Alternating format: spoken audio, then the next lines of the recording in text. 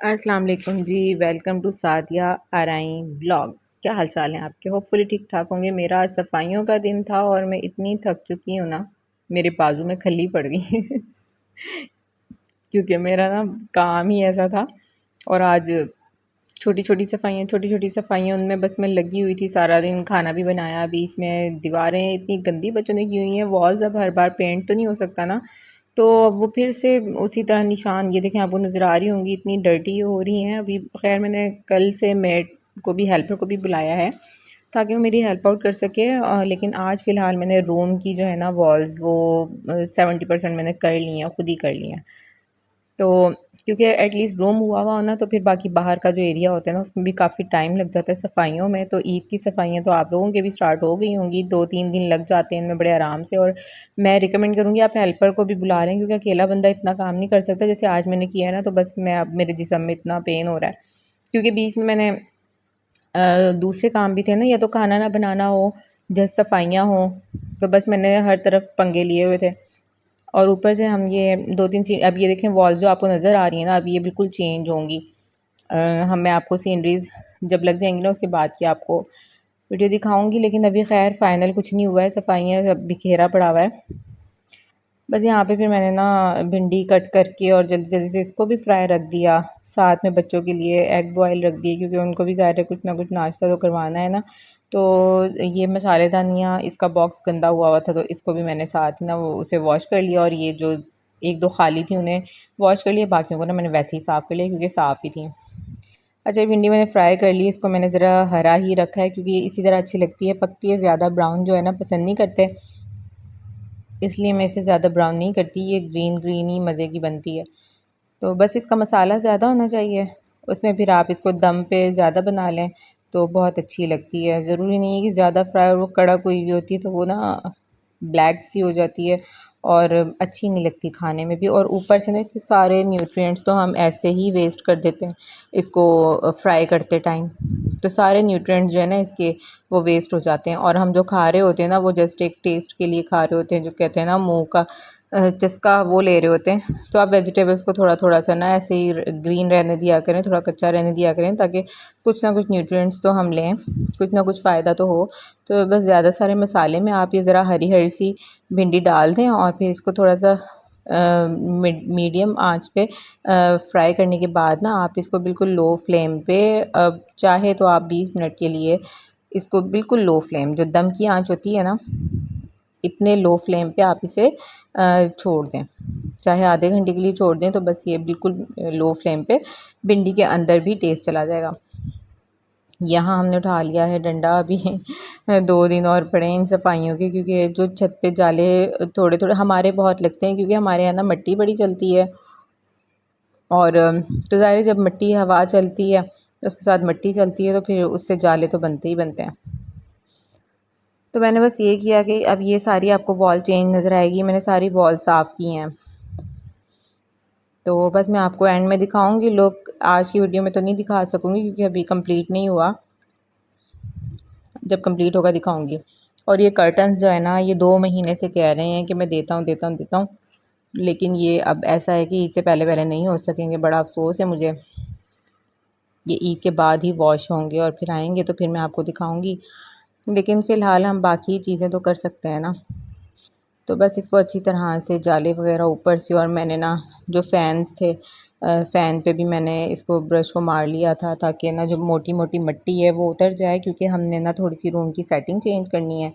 और कारपेट निकाल देना है। कारपेट को ना तकरीबन हमारे 7 ईयर्स हो चुके हैं। तो अपना वो आपको पता है, कारपेट में डस्ट जाती है, बीमारियां ही कारपेट से आती हैं, बच्चों को एलर्जी हो जाती है।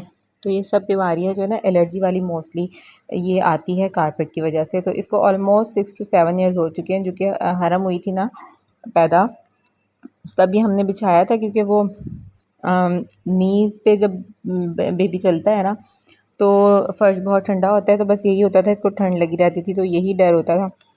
इस वजह से ना हमने रूम में कारपेट कर लिया था, ताकि ये रूम में रहेगी तो नीचे उतरेगी, क्रॉलिंग करेगी, तो ये बीमार नहीं होगी।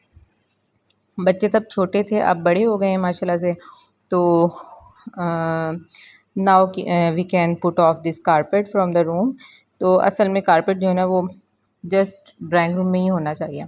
हाँ, रूम में अगर हो ना तो फिर वो जो सेंटर पीस होता है ना आपके बेड के सामने, वो होना चाहिए। एक तो वो बहुत प्यारा भी लगता है, ऊपर से आप उसको उठा के सफाइयाँ कर सकते हैं और बड़े आराम से जब चाहे उठा सकते हैं, उससे कोई बीमारी वगैरह का ख़तरा नहीं होता।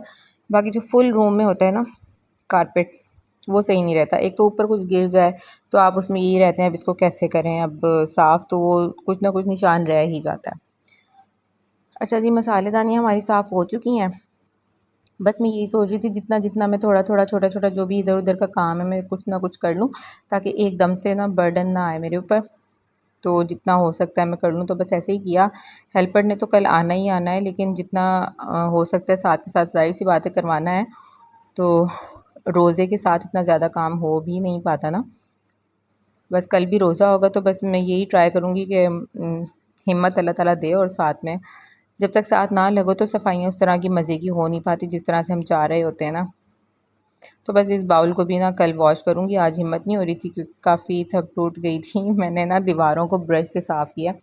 इतना बच्चों ने गंदा वो कर देते हैं, इतनी लाइंस लगा लगा के। मैंने ना उनको वो ब्रश लेके ना, आप भी ये टिप सुन लें।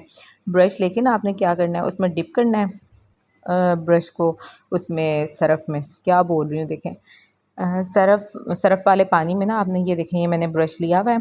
इसी तरह मैंने ये वॉल पे किया था सारा, ब्रश लेके उसको सरफ़ वाले पानी में डिप किया और वॉल्स पे ना रगड़ रगड़ के साफ़ किया। बड़े आराम से वॉल साफ़ हो गई। पहले मैं करती थी बर्तन धोने वाली जो कुची होती है ना, उससे तो बिल्कुल नहीं होती दीवारें। तो इससे ना ब्रश से बड़े अच्छे से दीवारें, डोर, जो मर्ज़ी आपने चिकनाई वाली चीज़ करनी है ना, बहुत अच्छे से हो जाती है। इवन कि आज मैंने फ्लेम भी इसी से किया तो मुझे बड़ा ईज़ी लगा। तो बस ये जो मेरा राइट वाला बाजू है ना, ये रह गया इस तरह रगड़ रगड़ के कर के ना। तो ये राइट बाजू है ना, आज ही मेरे दर्द होने लग गया। तो कल इंशाल्लाह कल और भी हेल्पर होगी तो फिर इतना मसला नहीं होगा, इंशाल्लाह हो जाएगा। तो बस ये इस तरह से ना मैंने इसको ब्रश से अगर आप करें तो बड़े आराम से हो जाता है, मेहनत कम होती है और ना अच्छा हो जाता है। ये जो वॉल्स वगैरह है ना, इसको आप ब्रश से ही किया करें। सर्फ लगा लें, कुछ नहीं होगा कलर को, लेकिन जो गंदा किया होता है ना, कम से कम उससे जान छूट जाती है। जो गंदा किया होता है ना, वो नीट हो जाता है। बस जी, ईद की तैयारियाँ इसी तरह हैं। किचन करना है, बीच में रूम करना है, बीच में हॉल करना है, बीच में बाहर से सहन करना है। हमारा जो सहन है वो भी हमारे पानी बहुत गंदा है। अगर आपका भी इस तरह है ना दाग बने हुए मिट्टी के, तो आप क्या करें, जो तेज़ाब मिलता है एक रेड कलर का, वो मैं आपको दिखा दूँगी अगर देखना चाहेंगे। उसको ना आप इसी तरह के मग में थोड़ा सा डाल के मिक्स कर लें और पानी डाल लें, ठीक है। उसको आपने फ़र्श पे डाल के छोड़ देना है। हार्पिक से कुछ नहीं होता। हार्पिक से तो वाशरूम साफ़ ही नहीं होता। मैं किया है तो उससे ना हमारे तो खैर कोई फ़र्क नहीं इतना पड़ता। और तेज़ाब जो है ना सस्ता भी पड़ता है, वो है एक हल्के वाला तेज़ाब होता है, आप वो यूज़ करें तो बहुत ज़्यादा मतलब वो डेंजरस नहीं होता। उसको बस मिक्स करके यूज़ करना है, उसको छोड़ देना लगा के, और फिर ना थोड़ी देर के बाद ब्रश मारना, बिल्कुल साफ़ हो जाएगा। आपको सस्ता भी पड़ेगा, रीज़नेबल होगा और सफाई भी अच्छी हो जाएगी। तो बस जी इसी तरह ईद की सफाइयों में रवां दवा रहें आप भी हमारे साथ। तो ये इस तरह बस कुछ उल्टा-पुल्टा छोटा-मोटा काम ये हमारा हुआ है अभी। अम, एक अंकल को बुला के हमने ये थोड़ी बहुत फिक्स करवा ली वॉल्स पे, और बाकी काम अभी हमारा अधूरा रहता है। आयतल कुर्सी बहुत ही प्यारी है।